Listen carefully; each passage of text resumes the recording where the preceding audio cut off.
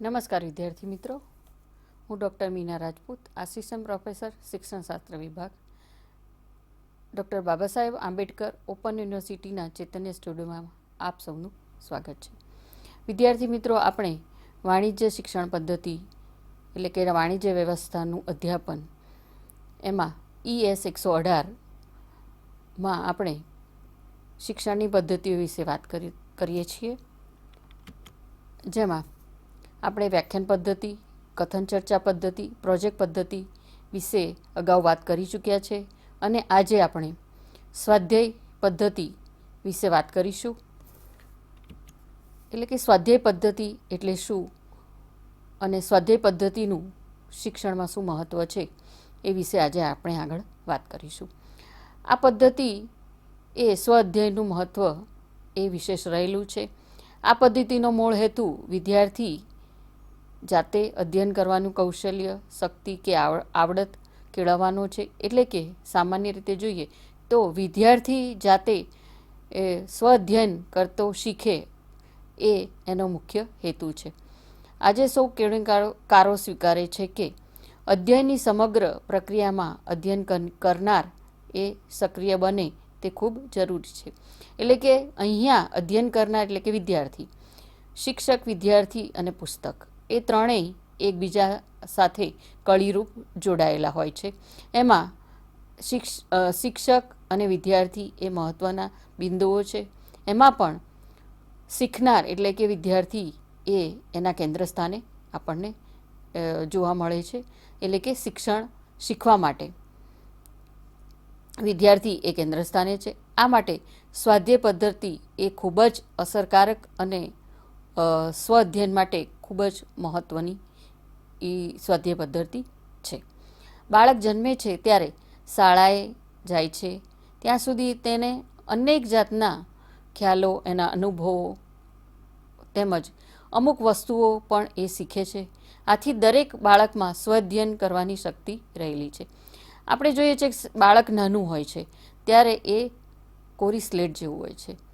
ધીરે ધીરે એ મોટું થાય છે એમ એ ભાષા અને શારીરિક હાવભાવ શીખે છે. એ જોઈને શીખે છે, એટલે કે અનુભવીને શીખે છે.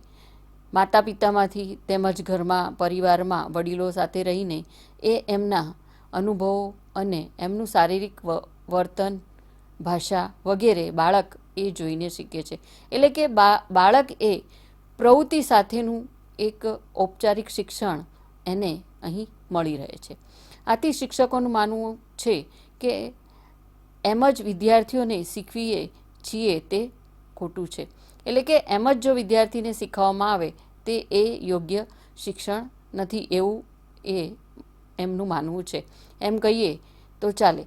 સ્વ અધ્યયનનું એક ખૂબ જ સરસ અને ઐતિહાસિક ઉદાહરણ આપણી પાસે તમે સૌ જાણો જ છો, એ એકલવ્યનું છે. એકલવ્યનું ઉદાહરણ બધા જ ને ખબર છે કે એ એમના પાસે આવી રીતે એ ઔપચારિક શિક્ષણ દ્વારા જ એમણે શિક્ષણ લીધું હતું. સ્વાધ્યાય પદ્ધતિથી બાળકમાં સ્વઅધ્યયનની સુવ્યવસ્થિત ટેવ કેળવાય છે. આ માટે વાણિજ્ય શિક્ષણ કે આ પદ્ધતિનો ઉપયોગ કરી તેના દ્વારા વિદ્યાર્થીઓને સ્વશિક્ષણ દ્વારા શિક્ષણ લેવાનો એક પ્રયત્ન અને એક અનુભવ, એક શિક્ષણ લેતો કરવામાં વિદ્યાર્થીને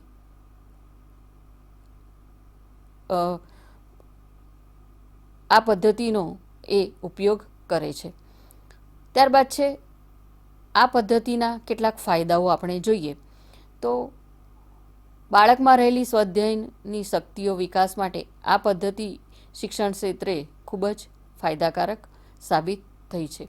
એટલે કે બાળક શાળામાં જે શિક્ષણ લે છે ત્યારબાદ સ્વાધ્યાય પદ્ધતિ દ્વારા એને ઘરે એમાંથી એવું જ કાર્ય અથવા તો ભણેલું છે એનું પુનરાવર્તન અથવા કે એના જેવી પ્રવૃત્તિ કરવાનું એ કહેવામાં આવે છે. આપણે જોઈએ એના કેટલાક ફાયદાઓ. આ પદ્ધતિ વિદ્યાર્થીઓમાં સ્વઅધ્યયનની ટેવ વિકસાવવામાં ખૂબ જ મહત્ત્વની છે. ત્યારબાદ છે વિદ્યાર્થીઓમાં રહેલા વૈયક્તિક તફાવતોના સંતોષ માટે આ પદ્ધતિ અગત્યની છે. દરેક વિદ્યાર્થીને પોતાની શક્તિ, રુચિ અને જરૂરિયાત પ્રમાણે જ્ઞાન મેળવવાની તક આ પદ્ધતિથી મળે છે. વિદ્યાર્થી મિત્રો, મનોવૈજ્ઞાનિકો એવું જણાવે છે કે દરેક બાળક, દરેક વ્યક્તિ અદ્વિતીય છે. એટલે કે એક સરખું વર્તન, સરખી શીખવાની પદ્ધતિ એ ગ્રહણ કરી શકતા નથી, અથવા તો એક સરખું શીખી શકતા નથી. શિક્ષક દરેક બાળકને સરખું વર્ગખંડમાં શીખવાડે છે, છતાં પણ એ ગ્રહણ કરવાની શક્તિ દરેક બાળકમાં આપણે અલગ અલગ જોઈએ છે. આપ તો શિક્ષક છો, એટલે આ અનુભવ આપે પણ મેળવ્યો હશે. ત્યારબાદ છે આ પદ્ધતિ દ્વારા અધ્યયન કરવાથી વિદ્યાર્થીઓમાં ફુરસદના સમયનો સદુપયોગ કરવાની ટેવ વિકસે છે. પરિણામે તે પોતાના ફાજલ સમયનો ઉપયોગમાં લઈને સારું એવું કાર્ય કરી શકે છે.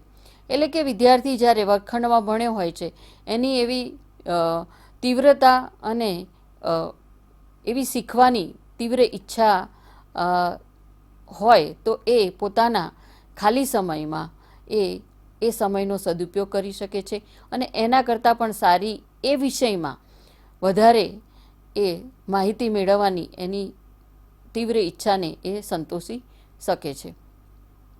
કોઈ પણ ઐતિહાસિક સ્થળ જોવા જવાનું હોય તો એ બાબતની અગાઉથી માહિતી મેળવવી હોય તો વિદ્યાર્થી એ પોતાના સ્વ અધ્યયન દ્વારા એ માહિતી મેળવે છે અને તે જગ્યાઓ વિશે વધારે સારી રીતે કઈ રીતે જોઈ શકાય, કેટલા સ્થળો છે, વધારે સ્થળો કેવી રીતે જોવા, ત્યાં કેટલા સ્થળો આવેલા છે વગેરે બાબતની માહિતી એ પોતાના ખાલી સમયમાં અત્યારે તો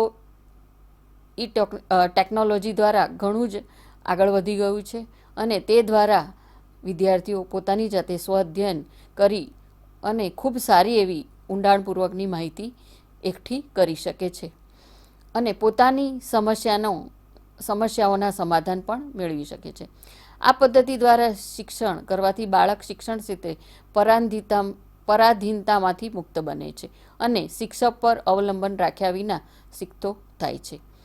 અહીંયા જોઈએ કે બાળકો એ સામાન્ય રીતે પુસ્તક પર આધારિત હોય છે, પરંતુ અત્યારે જે ટેકનોલોજીના જમાનામાં એ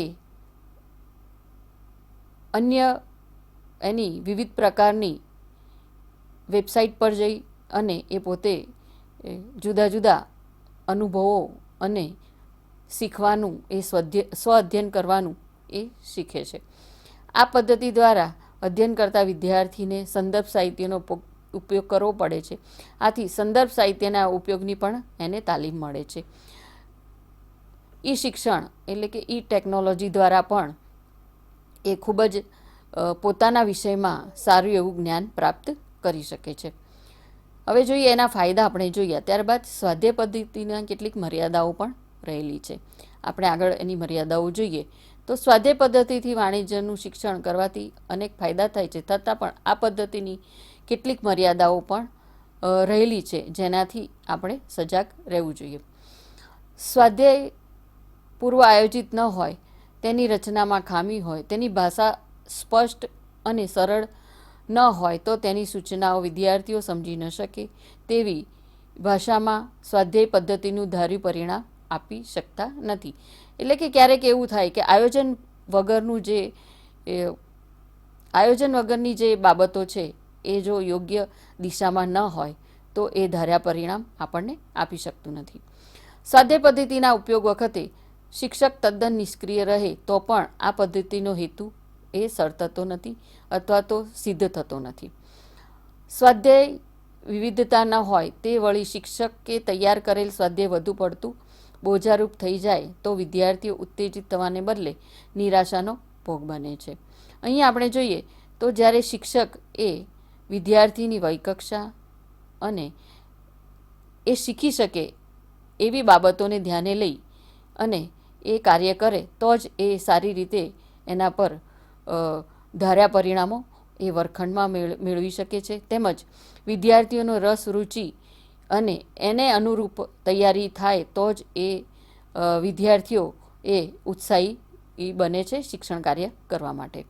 પરિણામે આ પદ્ધતિમાં દ્વારા થતા ફાયદા એ પ્રાપ્ત કરી શકતો નથી. જો શિક્ષક એ આયોજન વગર વર્ગખંડમાં જાય અને એના પ્રશ્નો એવા અઘરા, શીખવવાની પદ્ધતિ અઘરી હોય તો બાળકો ચોક્કસ રીતે એમાં રસ લેવાનું એ યોગ્ય રીતે રસ લઈને શિક્ષણ કાર્ય કરી શકતા નથી. ત્યારબાદ છે વાણિજ્યના દરેક શિક્ષણ સ્વાધ્યાય તૈયાર કરવાની ક્ષમતા ધરાવતો ન હોય ત્યારે પણ આ પદ્ધતિ તેની અસરકારકતા ગુમાવે છે અને ધારું પરિણામ લાવી શકતા નથી. વિદ્યાર્થી એ વર્ગખંડમાં જે શીખ્યું હોય એ પ્રમાણે અથવા તો તેવા જ પ્રકારના સ્વાધ્યાય એને આપવામાં આવે તો જ એ વધારે સારી રીતે એમાં સફળતા મેળવી શકે છે. અહીંયા આપણે એક ગણિતનું ઉદાહરણ જ જોઈએ તો ગણિતના ઉદાહરણમાં આપણે કેટલાક દાખલાઓ વર્ગખંડમાં કરાવ્યા હોય ત્યારબાદ એવી જ પદ્ધતિના દાખલા જો વિદ્યાર્થીને સ્વાધ્યાય કાર્યમાં કરાવવા માટે ઘરકામ આપવામાં આવે તો એ ખૂબ જ સારી રીતે એ કરી શકે છે. ઉત્સાહપૂર્વક એ ઘરકામ કરવાનું એને પ્રોત્સાહન પૂરું પાડી શકાય છે. સ્વાધ્યાય પદ્ધતિ દ્વારા ઉપયોગમાં લેવાતી કેટલીક બાબતો આપણે જોઈએ તો વિદ્યાર્થી મિત્રો, વાણિજ્ય શિક્ષકે સ્વાધ્યાય પદ્ધતિ દ્વારા અધ્યાપન કરવું હોય તો કેટલીક બાબતો ધ્યાનમાં રાખવી જોઈએ. શિક્ષકે સ્વાધ્યાય પ્રશ્નોની રચના અગાઉથી કરવી જોઈએ. સ્વાધ્યાય આયોજિત અને વિવિધતાવાળો હોવો જોઈએ. સૌપ્રથમ અહીંયા આપણે જોઈએ તો વર્ગખંડમાં જ્યારે શિક્ષક સ્વાધ્યાયના પ્રશ્નો તૈયાર કરે છે તો એ સ્વાધ્યાયના વિષયવસ્તુને અનુરૂપ હોવા જોઈએ તેમજ એની ભાષા પણ ખૂબ જ સરળ, અનુભવો સાથે ત્યારે જ્યારે એનું વિષયવસ્તુનું જ્ઞાન આપવામાં આવે તો ખૂબ જ એના ઉદાહરણો, અનુભવો પીરસવા જોઈએ જેનાથી કરીને વિદ્યાર્થીઓને જ્યારે ઘરકામમાં પ્રશ્નોની રચના કરવામાં આવે છે ત્યારે ખૂબ જ સરળ ભાષામાં હોવી જોઈએ તો વિદ્યાર્થી ખૂબ જ સારી રીતે સમજી શકે છે અને સ્વાધ્યાય કાર્ય ઉત્સાહપૂર્વક કરવાનું એને પ્રેરણા મળે છે. ત્યારબાદ છે સ્વાધ્યાયના પ્રશ્નો વિદ્યાર્થીઓને વિવિધ અધ્યયન અનુભવો પૂરા પાડવાની ક્ષમતાવાળા હોવા જોઈએ. પ્રશ્નો કેવા હોવા જોઈએ?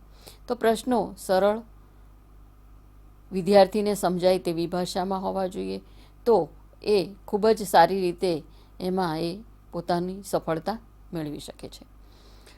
સ્વાધ્યાય પ્રશ્નોમાં વિદ્યાર્થીઓમાં રહેલ વૈયક્તિક તફાવતોને સંતોષ આપવાની ક્ષમતા હોવું જોઈએ.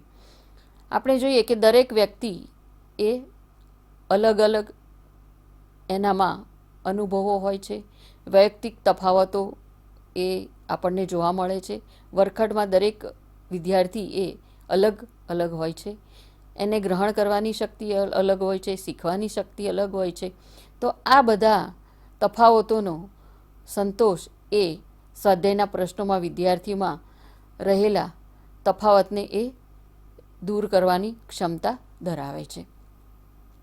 ત્યારબાદ છે શિક્ષક સ્વાધ્યાયના ઉકેલ માટે જરૂરી સંદર્ભો અંગે વિદ્યાર્થીઓને માર્ગદર્શન આપવું જોઈએ.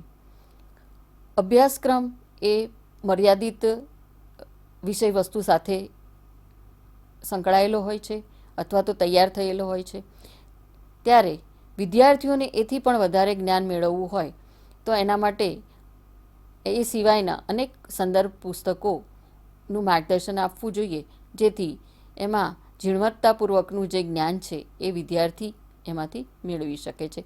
એના માટે લાઇબ્રેરીની મુલાકાત લેવી જોઈએ. લાઇબ્રેરીમાં એવા કયા પુસ્તકો છે એ વિશેની માહિતી એ વિદ્યાર્થીઓને આપવી જોઈએ.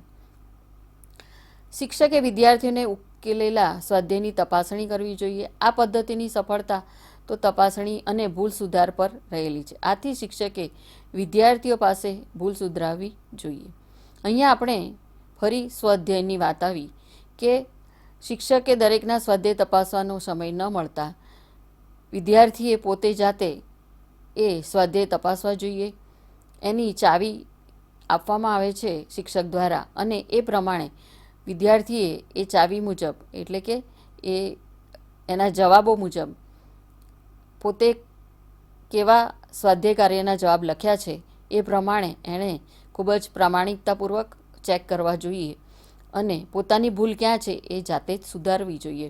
તો અહીંયા સ્વ અધ્યયન અને સ્વ મૂલ્યાંકન માટેનું એક આદર્શ આપણને માર્ગદર્શન આપવામાં આવે તો વિદ્યાર્થીઓ એ ખૂબ જ સારી રીતે એમાં કામ કરી શકે છે. વિદ્યાર્થીઓ સ્વાધ્યાય પદ્ધતિ દ્વારા અધ્યયન માટે માનસિક રીતે તૈયાર થાય તેવી ભૂમિકા સરવી જોઈએ. વિદ્યાર્થીઓ જ્યારે માનસિક રીતે તૈયાર હોય તો જ આ પદ્ધતિ એ યોગ્ય સફળતા એમાં મળી શકે છે. અને સ્વાધ્યાય પદ્ધતિ દ્વારા વિદ્યાર્થીઓમાં સ્વાધ્યાયની એક આગવી માર્ગદર્શન આપવાની એક પદ્ધતિ એ સ્વાધ્યાય પદ્ધતિ તરીકે ઓળખવામાં આવે છે. તો વિદ્યાર્થી મિત્રો, આજે આપણે સ્વાધ્યાય પદ્ધતિ વિશે વાત કરી. સ્વાધ્યાય પદ્ધતિમાં આપણે એની કેટલીક ઉપયોગમાં લેવાની બાબતો, તેની મર્યાદા અને તેના ફાયદા આપણે જોયા. હવે પછીના વ્યાખ્યાનમાં નિદર્શન પદ્ધતિ વિશે વાત કરીશું. નમસ્કાર.